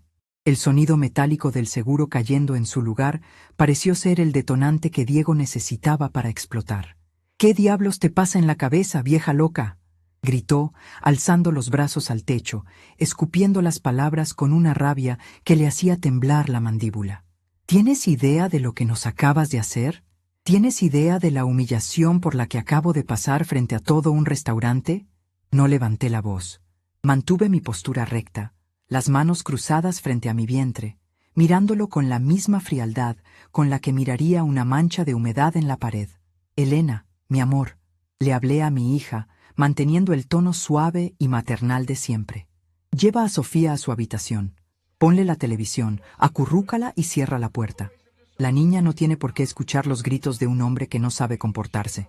«Tú no le das órdenes a mi esposa», bramó Diego, interponiéndose entre Elena y las escaleras. «Nadie se va a ninguna parte hasta que me expliques por qué bloqueaste la tarjeta en medio de mi cena. Nos trataron como a delincuentes, Blanca. El gerente llamó a seguridad. Tuve que dejar mi reloj de oro como garantía para que nos dejaran salir de ese maldito lugar». Miré la muñeca izquierda de Diego. Efectivamente, el ostentoso reloj que se había comprado el año pasado, con dinero de la cuenta de mi hija, por supuesto, ya no estaba allí. Un pequeño detalle de justicia poética que me hizo esbozar una sonrisa casi imperceptible. «Sube, Elena», repetí, mirándola fijamente. Elena tragó saliva, miró la espalda tensa de su marido, luego mi rostro sereno. Por primera vez en la noche, el instinto de protección hacia su hija fue más fuerte que el miedo a su esposo. Esquivó a Diego por un costado, subió los primeros escalones y desapareció en la planta alta sin decir una sola palabra. El sonido de la puerta del cuarto de Sofía cerrándose en el piso de arriba fue la señal de que el escenario estaba listo. Me di la media vuelta y caminé hacia la sala de estar. Encendí la lámpara de pie que estaba junto a mi sillón, creando un círculo de luz cálida que iluminaba la mesa de centro y el sobre Manila, dejando el resto de la habitación en penumbra. Me senté lentamente. Diego me siguió como un perro rabioso, parándose justo en el límite de la luz, proyectando una sombra enorme y deforme sobre la pared. «Te estoy hablando, Blanca», siseó, bajando el volumen pero aumentando el veneno. «Exijo que llames al banco ahora mismo. Vas a decirles que cometiste un error. Vas a exigir que reactiven el plástico y mañana a primera hora vas a ir a ese restaurante a pagar la cuenta y recuperar mi reloj. Y más te vale que lo hagas, porque si no...». «¿Si no qué, Diego?», lo interrumpí. Mi voz era apenas un susurro, pero cortó el aire de la sala como un bisturí. «¿Me vas a dejar sentada en la feria de comida otra vez? ¿Me vas a decir que soy un gasto innecesario en mi propia casa?». Él apretó los puños. Su pecho subía y bajaba con fuerza. «Todo esto es por los estúpidos boletos del cine, ¿verdad?». Soltó una risa nasal, incrédula y amarga. «Eres una vieja rencorosa. Te ofendiste por una broma. Porque eso fue, Blanca, un comentario sin importancia. Y por tu berrinche de anciana caprichosa, casi provocas que me arresten frente a mi hija. Eres un monstruo egoísta. Tomás se revolcaría en su tumba si viera en lo que te has convertido». Mencionar a Tomás fue su primer error fatal. En el cuarto oscuro, cuando dejas una fotografía demasiado tiempo en el líquido revelador, la imagen se quema. Las zonas claras se vuelven negras, los detalles se pierden y lo que queda es una mancha oscura y fea. Diego se estaba sobreexponiendo solo. «No te atrevas a pronunciar el nombre de mi esposo en esta casa», le advertí, y por primera vez dejé que un atisbo de la verdadera dureza de mi carácter asomara a mis ojos. «Tomás construyó este techo bajo el que tú duermes gratis. Tomás pagó la cama en la que te acuestas. Y el dinero que intentaste gastar hoy en ese restaurante para impresionar a gente a la que no le importas es el dinero que Tomás y yo guardamos centavo a centavo, respirando químicos durante 30 años. Ese dinero era de Elena», estalló de nuevo, golpeándose el pecho con el índice. «La tarjeta está a nombre de mi esposa. Yo soy la cabeza de esta familia, Blanca. Yo decido cómo se administran los recursos para darle a mi mujer y a mi hija el nivel de vida que merecen. Tú ya viviste tu vida. Estás de salida. Lo lógico es que ese dinero pase a nosotros para invertirlo en mis proyectos». Lo dejé hablar. El silencio es una herramienta maravillosa. Cuando no le das a un mentiroso nada contra qué pelear, termina peleando contra sus propias contradicciones. Tus proyectos, repetí la palabra saboreando su vacío. ¿Te refieres a la empresa de importaciones que quebró hace 4 años? ¿O a la supuesta agencia de mercadeo que nunca tuvo un solo cliente? Tú no tienes proyectos, Diego. Tienes delirios de grandeza financiados por el sudor ajeno. ¡Cállate!, bramó, dando un paso hacia la mesa, amenazante. No tienes idea de cómo funcionan los negocios. Yo estoy a punto de cerrar un trato que nos va a hacer millonarios. Pero claro, tú prefieres sabotearme. Prefieres humillarme públicamente para sentir que tienes algo de poder en tu miserable vida de viuda amargada. Pues escúchame bien, Blanca. Se inclinó hacia adelante, apoyando ambas manos sobre la mesa de centro, acercando su rostro al mío. Su aliento olía a vino caro y a desesperación. Esta es la última vez que me faltas el respeto, siseó, mirándome con un odio puro y destilado. Mañana mismo empaco las cosas de Elena y de la niña. Nos vamos de esta casa. Me las voy a llevar tan lejos que no vas a volver a ver a tu nieta en lo que te quede de vida.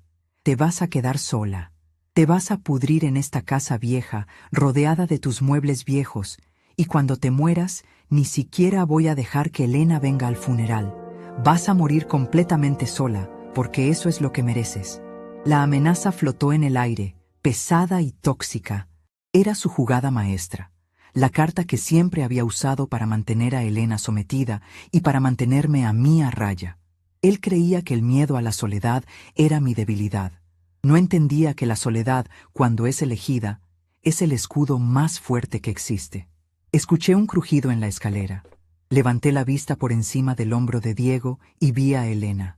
Estaba parada en el descanso de la escalera, a medio camino entre la planta alta y la sala. Se había quedado paralizada, agarrada al barandal de madera, escuchando cada palabra de la amenaza que su marido acababa de escupir. Sus ojos estaban muy abiertos, fijos en la espalda de Diego. Él no se había dado cuenta de su presencia. La soberbia es un lujo que solo pueden pagarse los que no deben nada. Y Diego debía hasta el aire que respiraba. Levanté mi mano derecha y la posé suavemente sobre el sobre manila que estaba frente a mí en la mesa. No te vas a llevar a nadie a ninguna parte, Diego, dije, con una calma tan absoluta que lo desconcertó. Rompí el contacto visual con él y deslicé la cuerda delgada que cerraba la solapa del sobre. Para mudarte, necesitas dinero para un depósito. Necesitas pagar un camión de mudanza. Necesitas rentar un departamento. Y tú, en este preciso momento, no tienes ni siquiera para pagar el boleto de autobús que te saque de mi colonia. Él se enderezó de golpe, soltando una carcajada forzada. ¿Crees que me asustas porque me cortaste una tarjeta de crédito? Se burló, cruzándose de brazos en un intento patético por recuperar la compostura. Tengo mis cuentas, tengo mis contactos. No necesito tus migajas, Blanca. Qué bueno que tengas tus cuentas, respondí, abriendo el sobre y metiendo la mano, porque vas a necesitarlas para pagarme lo que me debes. Saqué el primer documento. El papel crujió en el silencio de la sala. Lo desdoblé sobre el cristal de la mesa, alisándolo con la palma de la mano, y lo giré para que quedara de frente a él, bajo la luz directa de la lámpara. El rostro de Diego pasó de la arrogancia a la confusión, y luego a un terror blanco y absoluto en cuestión de 3 segundos. La sangre abandonó sus mejillas como si alguien hubiera abierto una válvula en su cuello. Sus ojos se clavaron en la tinta azul, en las letras apretadas, en su propia firma al calce de la hoja. Reconocimiento de deuda con carácter ejecutivo. Leí en voz alta, pronunciando cada sílaba con la claridad de un juez dictando sentencia. Firmado por ti, Diego, hace 3 años y 4 meses, en el estudio fotográfico del patio trasero, a favor de Tomás Navarro, mi difunto esposo, por la cantidad exacta de $45,000 americanos. Diego abrió la boca, pero no salió ningún sonido. Intentó dar un paso atrás, como si el papel fuera a morderlo. Ese documento, balbuceó finalmente, con la voz quebrada, ronca. Ese documento es viejo. Tomás me obligó a firmarlo bajo presión. Además, Tomás está muerto. Ese papel ya no vale nada. Los muertos no cobran, Diego, pero heredan sus derechos, le expliqué, usando el tono didáctico que uno usaría con un niño lento. Yo soy la albacea universal y la única heredera del testamento de Tomás. Esa deuda ahora es mía. Y, como puedes ver en la cláusula tercera, que firmaste de tu puño y letra, la deuda es exigible en su totalidad a la vista, sin necesidad de juicios previos, en el momento en que el acreedor lo determine. Desde la escalera, escuché un jadeo ahogado. Elena bajó los escalones restantes, casi corriendo, y se acercó a la mesa, empujando a Diego a un lado. Miró el papel, miró la firma de su marido.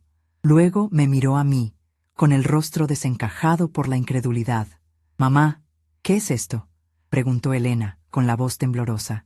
«¿Diego le debía $45,000 a mi papá? ¿Por qué?».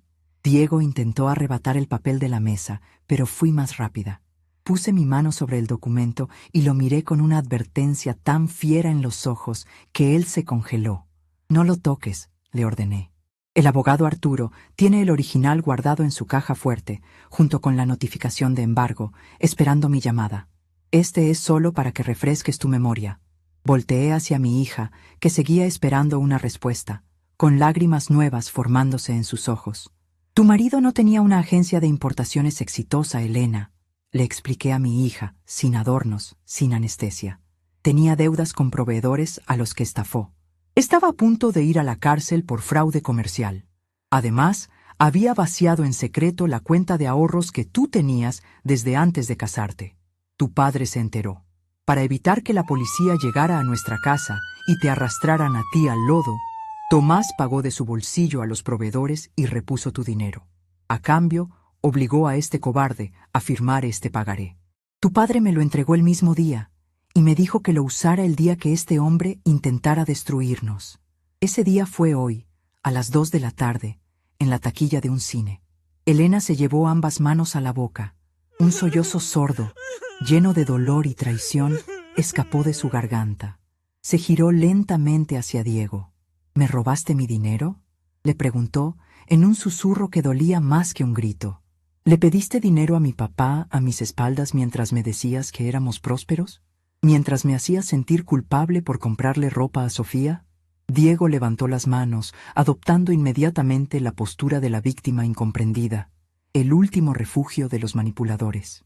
«Elena, mi amor, tienes que entenderme», empezó a suplicar, acercándose a ella con paso vacilante. «Todo lo que hice fue por nosotras. Era una inversión. Las cosas salieron mal, pero yo quería darte una vida de reina. Tu padre no entendía de riesgos. Y tu madre lo único que quiere es separarnos. Mírala, está usando un papel viejo para destruir nuestra familia». Elena dio un paso atrás, alejándose de sus manos como si estuvieran cubiertas de ácido. «Tú destruiste a esta familia en el restaurante», le gritó ella, encontrando por fin la voz que había tenido ahogada durante años. «Me humillaste frente a todo el mundo. Me hiciste rogarle a mi madre por teléfono para que pagara tu comida. Me usaste, Diego. Llevas años usándome». El castillo de naipes se estaba derrumbando, y el viento que lo tiraba no era mío. Era la fuerza de la verdad revelada. Observar a Elena despertar de su letargo dolió. Dolió como duele ver a un pájaro romper el cascarón lastimándose las alas, pero era necesario. Diego, al ver que perdía el control sobre su esposa, se giró hacia mí, mostrando los dientes como un animal acorralado. «No te voy a pagar un solo centavo, vieja bruja», siseó, perdiendo por completo cualquier barniz de civilidad. «Arturo puede mandar todos los papeles que quiera. No tengo nada a mi nombre. Mis cuentas están en ceros. La empresa que abrí el año pasado está a nombre de un prestanombres. No puedes embargarme nada porque no poseo nada. Soy insolvente. Intenta cobrarme, te reto. Vas a gastar más en abogados de lo que vas a recuperar. El respeto no se mendiga. Se cobra cuando el otro olvida cuánto le costó perderlo». Saqué mi mano del sobre manila por segunda vez. Extraje un cartoncillo grueso, de color verde pálido, doblado a la mitad por el paso de los años. Lo coloqué sobre la mesa, justo encima del pagaré, y lo desdoblé despacio. «Tienes razón, Diego», concedí, asintiendo con la cabeza, manteniendo mi voz en un tono conversacional, casi amable. «Sé perfectamente que no tienes nada a tu nombre. Eres un parásito profesional. Vives en mi casa, comes mi comida, usas mi electricidad y gastas mi crédito. No hay cuentas bancarias que embargarte. Señalé el cartoncillo verde con el dedo índice. Pero hay un pequeño detalle administrativo que olvidaste en tu prisa por fingir que eres rico, continué. Este es el título de propiedad original, emitido por el Estado, del automóvil sedán azul marino que está estacionado allá afuera. El coche en el que nos llevaste al centro comercial hoy. El coche que usas todos los días para ir a tus supuestas reuniones de negocios. La mandíbula de Diego se tensó. El tic nervioso que a veces le aparecía en el ojo izquierdo cuando estaba estresado comenzó a palpitar con fuerza. Ese coche es mío, afirmó, aunque su voz carecía de convicción. Sonaba más a una súplica que a una declaración. Yo se lo compré a Tomás hace 2 años. Le di un enganche en efectivo. Nunca le diste un solo dólar, y ambos lo sabemos. Lo desmentí al instante, sin piedad. Pero incluso si lo hubieras hecho, nunca pagaste el trámite de cambio de propietario, porque, como siempre, consideraste que los impuestos y los registros eran un gasto innecesario. El título sigue a nombre de Tomás Navarro. Y, como viuda y albacea, levanté la mirada del papel y la clavé directamente en sus ojos, dejando que sintiera todo el peso de las décadas de trabajo que respaldaban mis palabras. Ese automóvil me pertenece legalmente a mí. El silencio en la sala fue tan profundo que pude escuchar el zumbido eléctrico de la bombilla en la lámpara de pie. Extendí mi mano derecha hacia adelante, con la palma abierta hacia arriba. Las llaves, Diego. Él retrocedió un paso, negando con la cabeza, riendo de esa forma desquiciada de los hombres que sienten que el suelo desaparece bajo sus pies. Estás loca. No te voy a dar las llaves de mi coche. Es mi única forma de moverme. Es mi herramienta de trabajo. Si me quitas el coche, ¿cómo diablos voy a ir a buscar contratos? ¿Cómo voy a llevar a la niña a la escuela? La niña no va a ir a ninguna parte contigo, intervino Elena, con una firmeza fría que me sorprendió incluso a mí. Mi hija se había cruzado de brazos y lo miraba con una mezcla de asco y compasión. Mi madre tiene razón, Diego. Ese coche no es tuyo. Nada de lo que traes puesto es tuyo. Entrégale las llaves.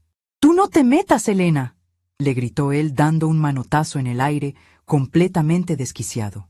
Esto es entre ella y yo. No me moví. Mantuve la mano extendida. Las llaves, Diego.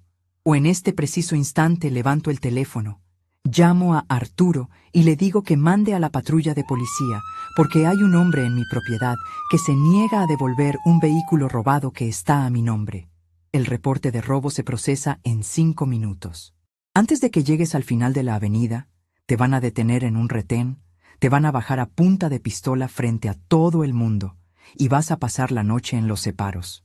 Tú decides cómo quieres terminar este sábado. El reloj de péndulo en el pasillo marcó las 9 de la noche con un eco solemne.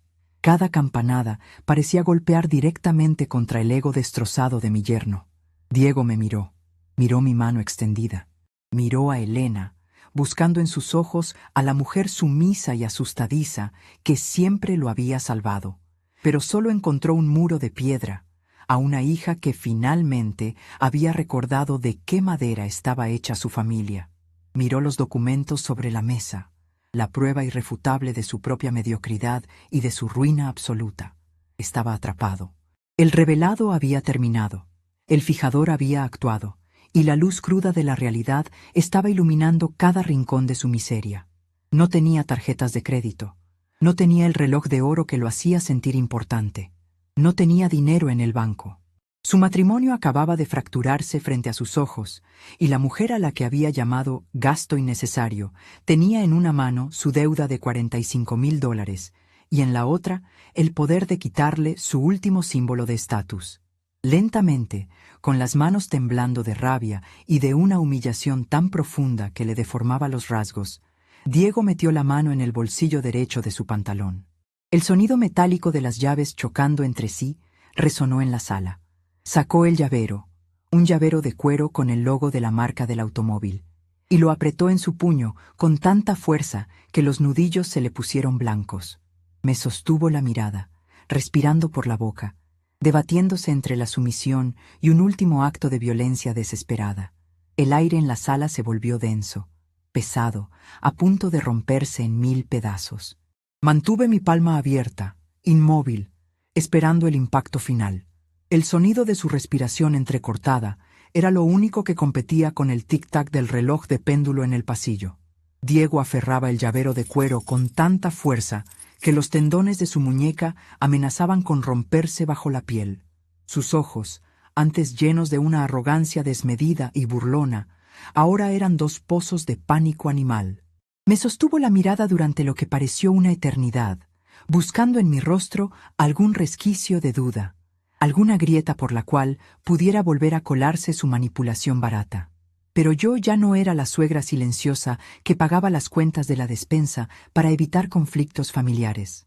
Yo era el cuarto oscuro encendido de golpe, la luz cruda que no perdona ningún defecto.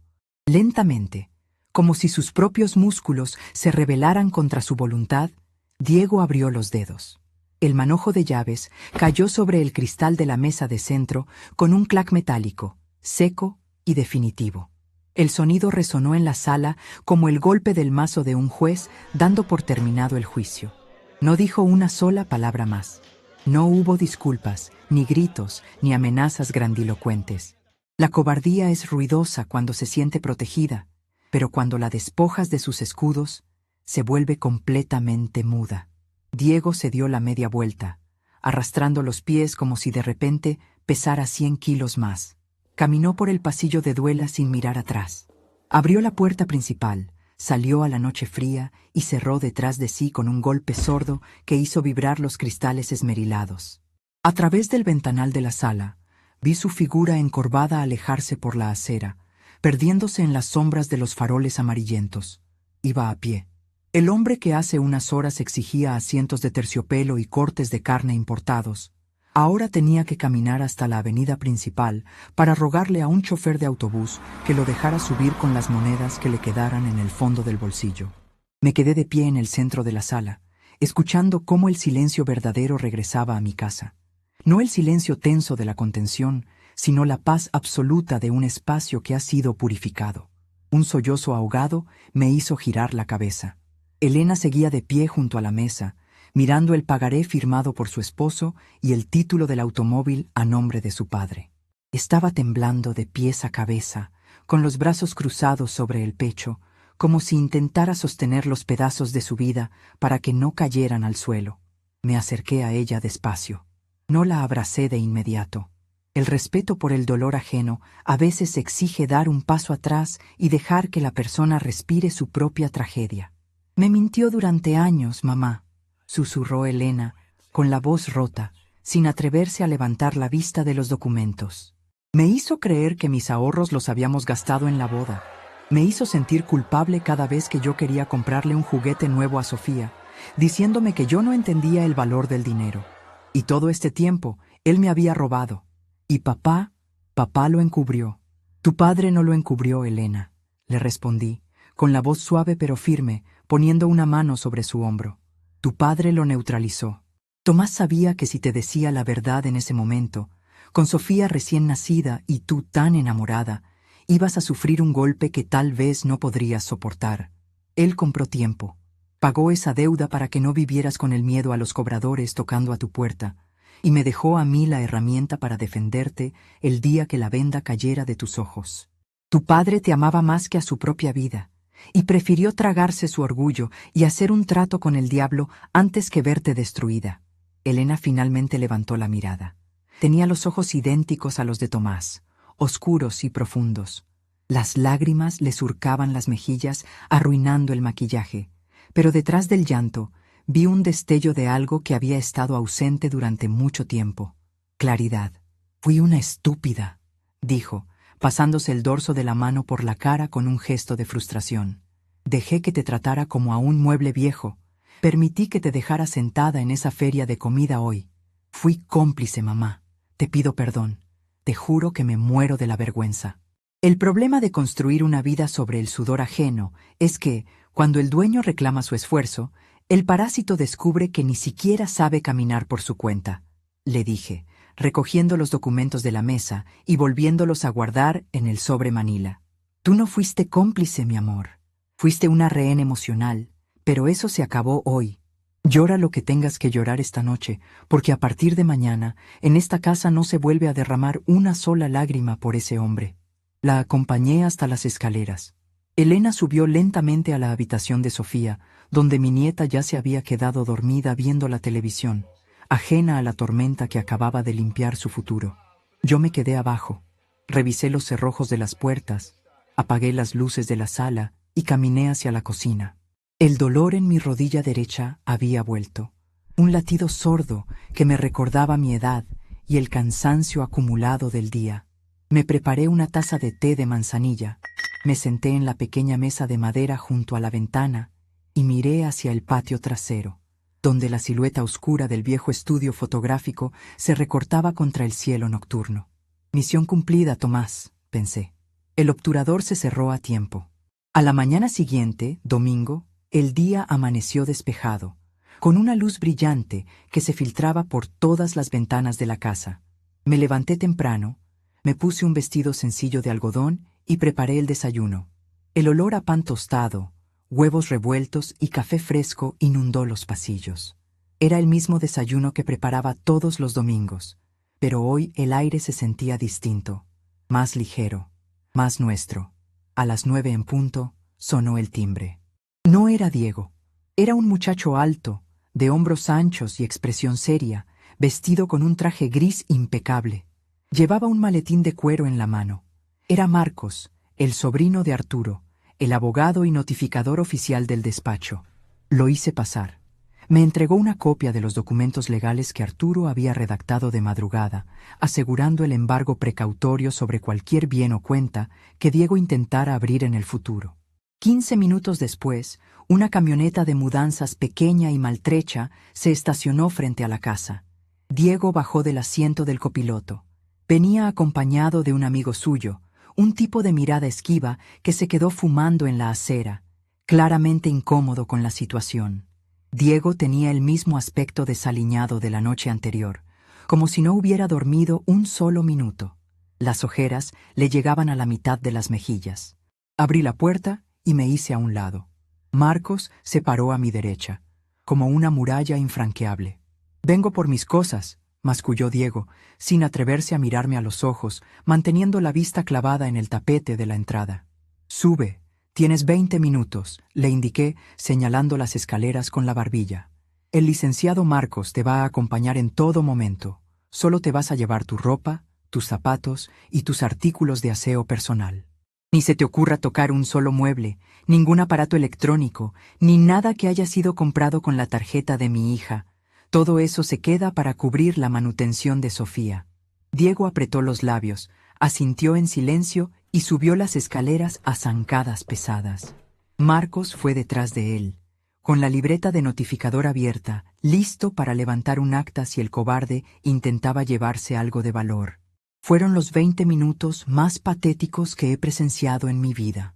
Desde la planta baja, escuchaba el sonido de los cajones abriéndose y cerrándose de golpe, el crujido de las bolsas de basura de plástico negro que Diego había tenido que traer porque ni siquiera era dueño de un juego de maletas. Elena no salió de su habitación. Se encerró con Sofía, poniéndole música infantil a la niña para tapar el ruido de la mudanza.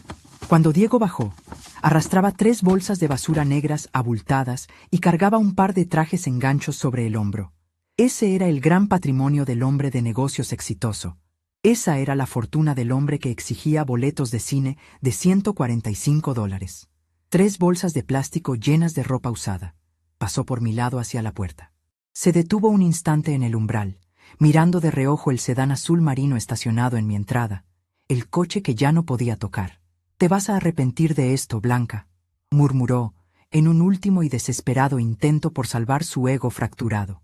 «Cuando cierre mi próximo contrato, voy a pelear la custodia de la niña. Voy a contratar a los mejores abogados». Solté una carcajada suave, genuina, que lo desarmó por completo. «Para contratar abogados necesitas crédito, Diego. Y gracias al documento que el tío de este joven acaba de ingresar hoy a primera hora en el juzgado, tu nombre está en la lista roja de todas las instituciones financieras del país. No te van a dar crédito, ni para comprar un teléfono celular a plazos. Vete ya».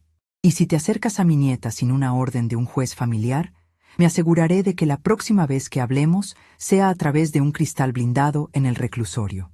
Diego tragó saliva, bajó la cabeza y salió caminando hacia la camioneta. Tiró las bolsas en la parte trasera, se subió al asiento del copiloto y su amigo arrancó el motor, dejando tras de sí una nube de humo negro y un rastro de aceite en el pavimento. Cerré la puerta, pasé el cerrojo, respiré hondo.